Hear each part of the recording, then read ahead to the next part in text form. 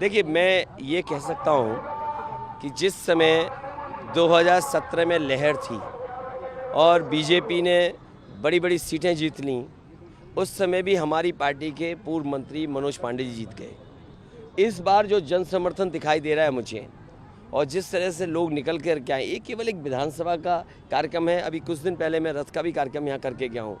मुझे पूरा भरोसा है कि इस बार मनोज पांडे ऐतिहासिक वोटों से जीतने जा रहे हैं। लेकिन अखिलेश जी, आज जैसे कि आप लगातार अभी योगी जी की बात कर ही रहे थे अपने सभा में, उन्होंने ये कहा कि जो अहमदाबाद ब्लास्ट हुआ जिसमें 30 कन्विक्ट है, उसमें एक कन्विक्ट के फादर सपा के कार्यकर्ता। तो आपको क्लैरिफिकेशन आपसे मांगा है कि आप क्लैरिफाई करें, सफाई दें इस मामले में। देखिए, मैं क्यों सफाई दूं? जो एजेंसी देश की हैं उन्हें कम से कम जांच करनी चाहिए, और उन्हें इसलिए भी जांच करनी चाहिए क्योंकि लोकसभा में मैं बैठता हूं, जिस लोकसभा में प्रधानमंत्री जी बैठते हैं और बड़े बड़े मंत्री सब लोग बैठते हैं, उसी लोकसभा में मैं बैठता हूं। तो कम से कम जांच एजेंसियों को करनी चाहिए। और फिर इसलिए है कि जनता ने इस बार भारतीय जनता पार्टी की खटिया खड़ी कर दी है, इसीलिए आप देखेंगे उनके बयान घटिया आएंगे।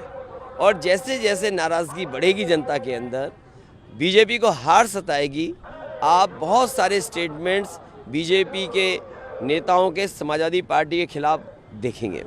नेताजी के कैंपेन में भाग लेने से आपने स्टार प्रचारक भी नेताजी को बनाया हुआ है। उनकी तबीयत सही नहीं है और इसको लेकर लगातार बीजेपी टिप्पणी कर रही है कि आखिर ये आलम आ गया है कि नेताजी को साथ में लेकर चलना पड़ेगा। देखिए, भारतीय जनता पार्टी खुद कंफ्यूज पार्टी है। नेताजी अगर साथ हैं तो उन्हें तकलीफ है, नेताजी दूर हैं तो तकलीफ है। मुझे भारतीय जनता पार्टी ये बताए कि क्या हम क्या करें। ये क्या भारतीय जनता पार्टी से कहेंगे? अगर वो हमारे परिवार के बारे में कह रहे हैं, कम से कम उन्हें मुझे धन्यवाद देना चाहिए कि मैं उनके परिवार के बारे में कुछ नहीं कह रहा हूँ। बीजेपी के लोग अगर नेताजी और मेरे परिवार के बारे में कहते हैं तो कम से कम बीजेपी के लोगों को धन्यवाद देना चाहिए मुझे कि मैं उनके परिवार के बारे में एक शब्द नहीं कहता हूँ।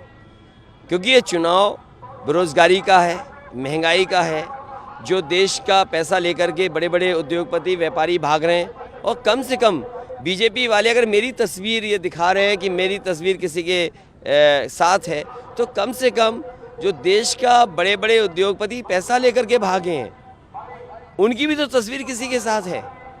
जो बैंकों का पैसा लेके भागे हैं, गुजरात के सब व्यापारी हैं, सबसे ज़्यादा वहाँ के लोग पैसा लेके गए हैं, तो आखिरकार उनकी भी तो तस्वीर किसी के साथ है। और मैं तो लोकसभा में उस समय था जिस समय पाकिस्तान के राष्ट्रपति वो जनरल जो फौज के थे वो आए थे। मैंने अपनी आंखों से देखा था बीजेपी के जो सांसद थे वो ऐसे झुक के मिल रहे थे, ऐसे झुक के मिल रहे थे जैसे लग रहा था कि वो पैर छू रहे हों पाकिस्तान के राष्ट्रपति का। वो तस्वीरें आपके पास होंगी और आप तो एनआई के हैं, तो मुझे लगता है कि आप पे वो आर्काइव में वो तस्वीरें होंगी, वो सेंट्रल हॉल की वीडियो होंगी। कम से कम वो अगर आप देखेंगे तो आप पाएंगे कि क्या मैं सच बोल रहा हूँ कि गलत बोल रहा हूँ। और कम से कम ये बात तो देश को पता है कि जो भारत देश का पैसा लेके गए हैं उनकी तस्वीरें किस नेता के साथ हैं। अखिलेश जी, एक सवाल जो लगातार ये हो रहा है, उत्तर प्रदेश का गर्मी का पारा भी बढ़ रहा है, इधर गर्मी ठंडा होना, ये बयान काफी चल रहे हैं, क्या कहेंगे? भारतीय जनता पार्टी को पता नहीं है जनता के अंदर उनके खिलाफ 440 वोल्ट का करंट चल रहा है और इसीलिए उनके बयान बदल रहे हैं। आखिरकार बीजेपी को बताना चाहिए कि 5 साल में क्या किया है। झूठ बोलने से क्या होगा? ये सरसों के खेत खड़े हैं पीछे, आप सरसों का तेल नहीं बिकवा रहे हैं।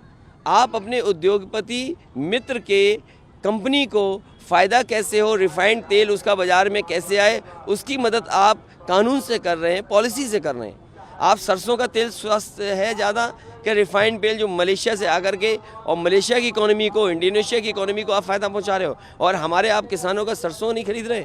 ठीक है, इस बार आप बहुत कॉन्फिडेंट हैं, सपा कितनी पार? समाजवादी पार्टी हर चरण में आगे जा रही है, चौथे चरण में ही 2 शतक लगा देगी और जाते जाते 7वें चरण में आप देख लेना भारतीय जनता पार्टी के बूथों पर भूत नाचेंगे।